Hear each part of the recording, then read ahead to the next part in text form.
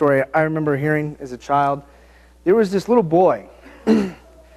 Growing up on a farm, on farms, when you got to go to the bathroom, you have an outhouse, right? This little boy, he had to use the outhouse, and he hated the outhouse. How many of you have ever had to use an outhouse? Okay, you guys know what I'm talking about. I mean, it's not the most pleasant of places. It's rather cold in the winter, rather hot in the summer. Is it on? It is on. We're good. Can everybody hear me? I can speak up. Is that good? Okay, so nobody likes outhouses. I mean, other than the writings on the wall or something to read, they're just not much fun. So anyways, this little boy, he really despises the outhouse that he has on the farm. And so one day, he thinks, I'm going to get rid of the outhouse. So he goes out there, and he takes that outhouse, and he shoves it off the ledge into the creek. He thinks, outhouse is gone. I don't have to deal with it anymore. Well, that night at supper, they're sitting around the table, and the dad looks over and says, son, did you push the outhouse out into the creek today? The son thinks, I've been had. Father, I can't lie to you. I did push the outhouse out into the creek. Father said, all right. He bent him over and started spanking him. And the kid starts screaming, Dad, stop, Dad, stop. And he goes, what's the matter? He says, Dad, we learned in school today that George Washington cut down the cherry tree. And when he was honest with his dad and told the truth, his dad let him off the hook for it. He says, that's a great story, son. But George Washington's dad wasn't in the cherry tree. See?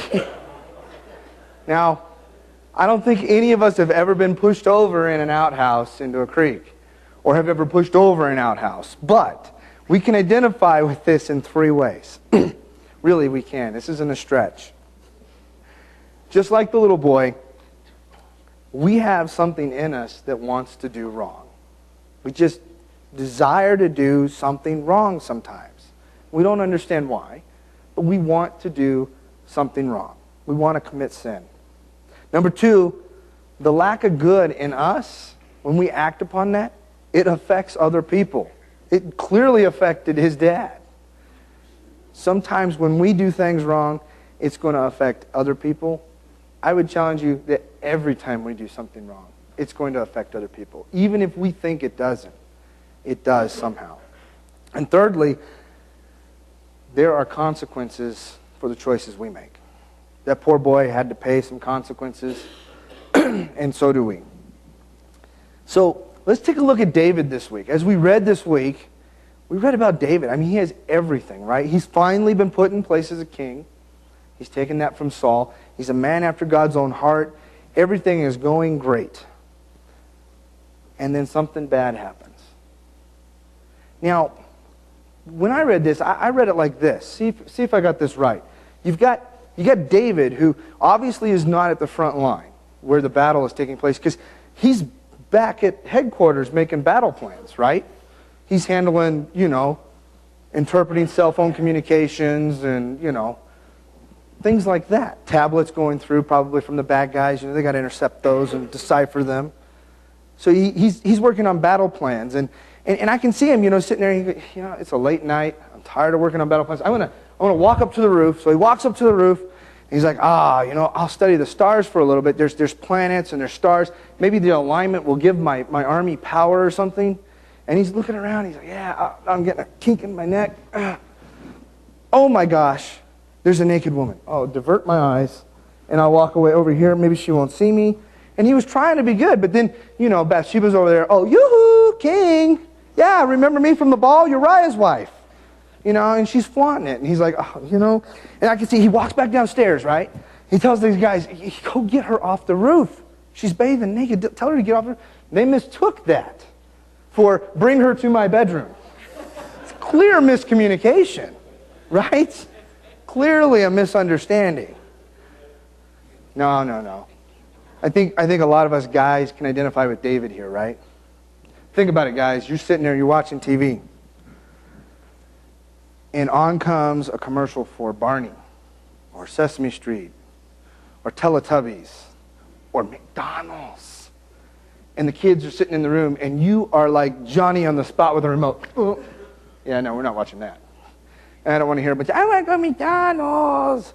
Right? We don't want that. So it's Johnny on the spot, change the channel.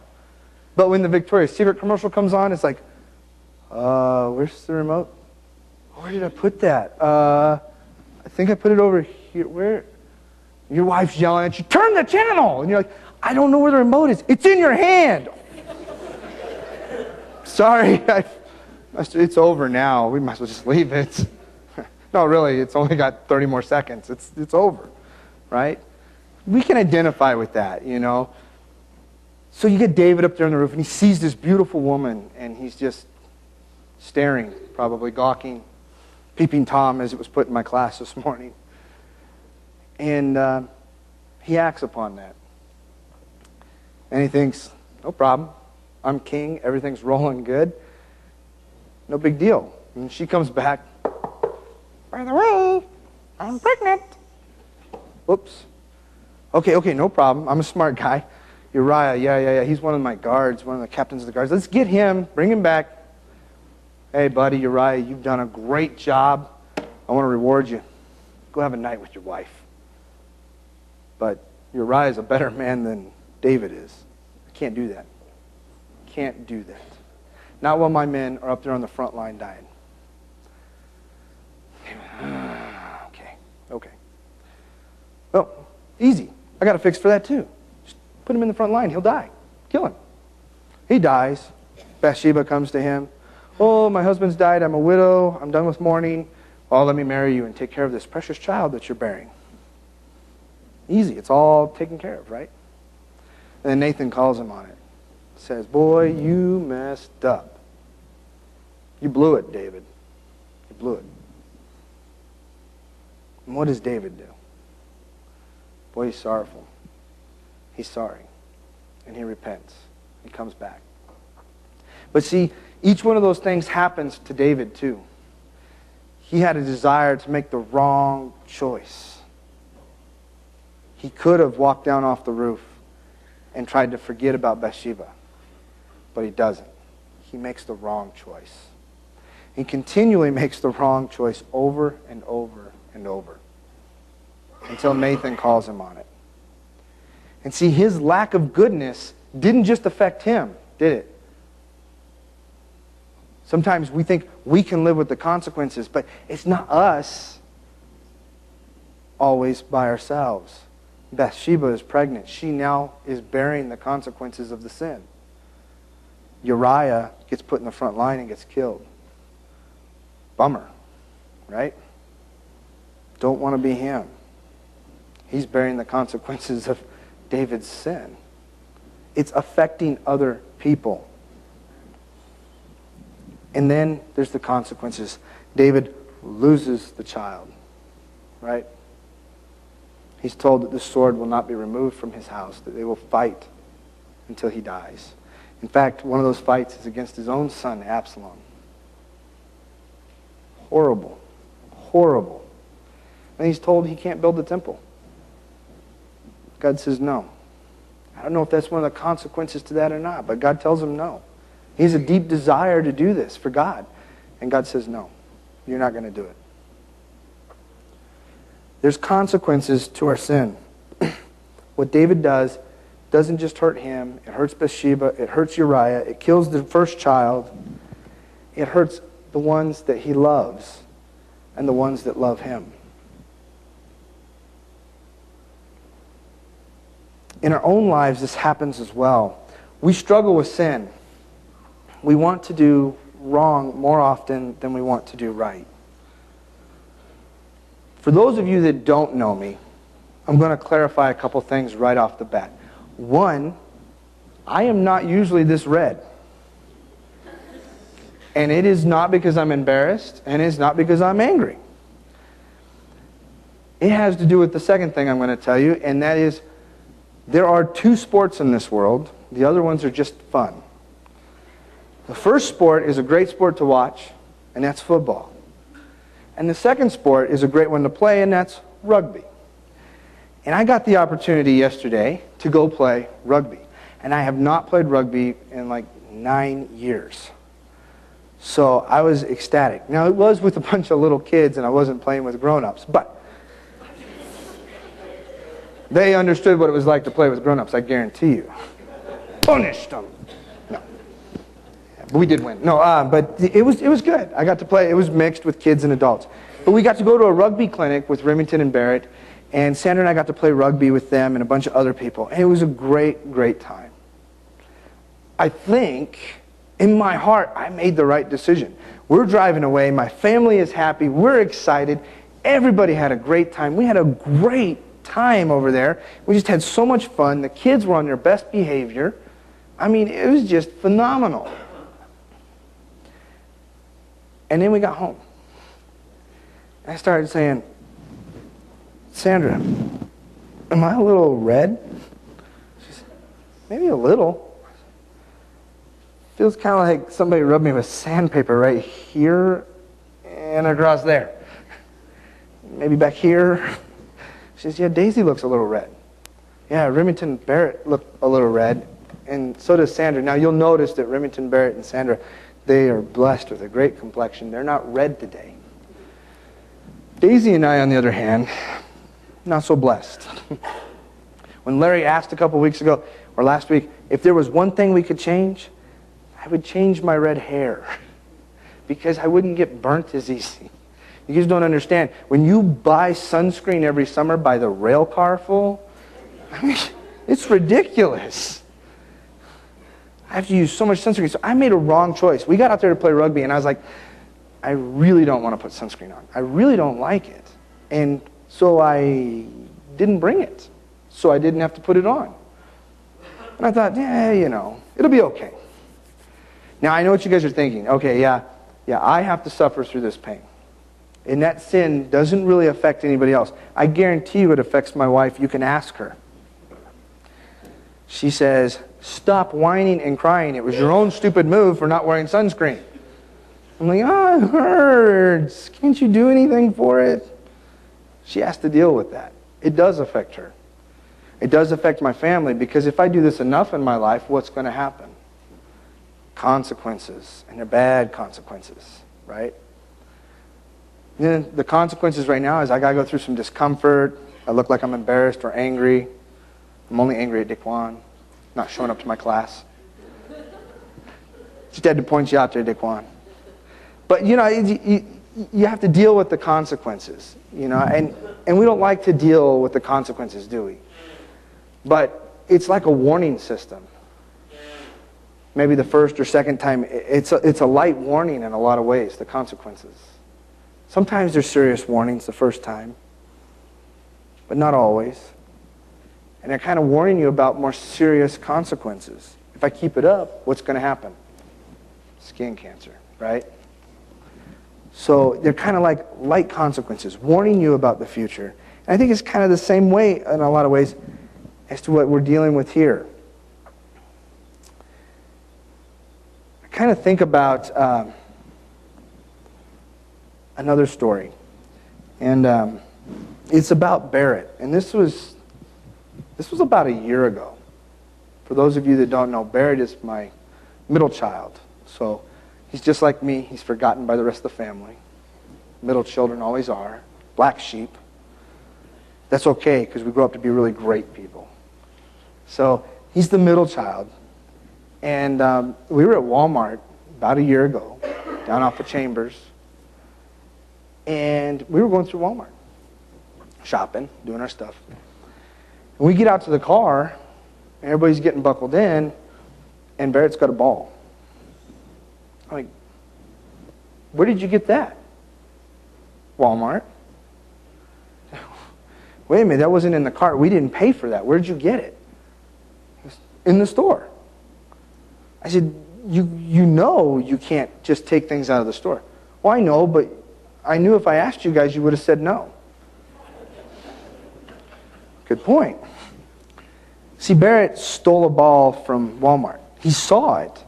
It was underneath one of the aisles, you know, and he felt entitled to it. So he took it. Now, I sat him down and I explained to him, that is sin.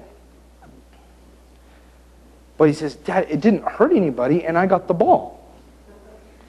I said, but it does hurt people. Okay? I said, first off, it hurts the store. Because now Walmart's out the sale of that ball. So somebody at Walmart has to pay for that ball. Somebody doesn't get that amount of money in their paycheck because you took a ball that didn't belong to you. I said, well, I didn't understand that. I said, they sell balls to make money. You understand that? Yeah. You understand they use that money to feed their family? Yeah. Then when you steal the ball and you don't pay for it, how do they have money to feed their family? I don't know. So now you see, it does affect other people. I said, it affects your mom and I because we thought we were raising you better than this. I said, it affects God because He doesn't want to be anywhere near somebody who does that.